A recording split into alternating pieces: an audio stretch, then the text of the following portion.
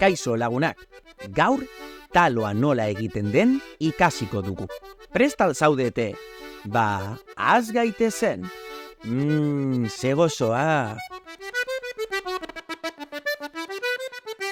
Taloa egiteko behar den gauzarik garrantzitsuena artoa da.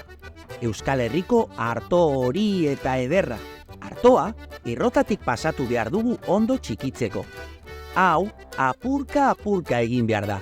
Eta, azkenean, irin fin eta gozoa geratuko zaigu prest. Orain, masa egin behar dugu.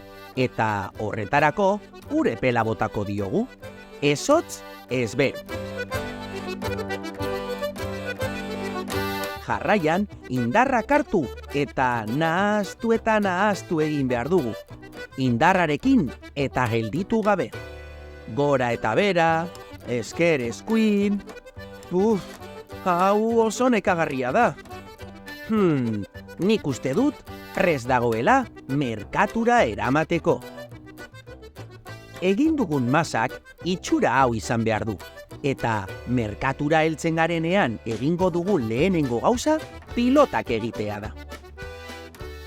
Hau askoz ere divertigarriagoa da.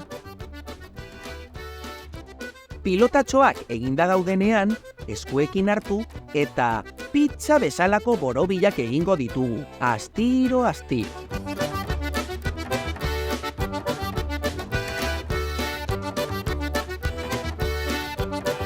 Hau da, taloak izan behar duen itxura, borobila eta azina, pizza bezala.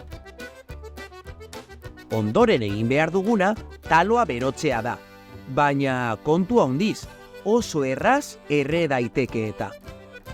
Ez erretzeko, buelta eta buelta eman behar diogu, baina kontuz, taloa apurtu gabe. Taloa kanpoko ogia da, baina benetan gozo dagoena, barruan sartzen duguna da. Mota asko daude, txorizoarekin, odolostearekin, gaztarekin. Nik 3 giharrarekin eskatzen dut beti, nire gustokoena delako. Taloa eskatu eta gero ordaindu egin behar da. Normalean 6 euro balio dute.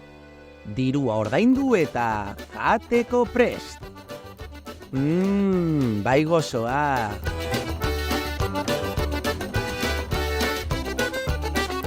Nik nirea jango dut. Hurrengora arte lagunok!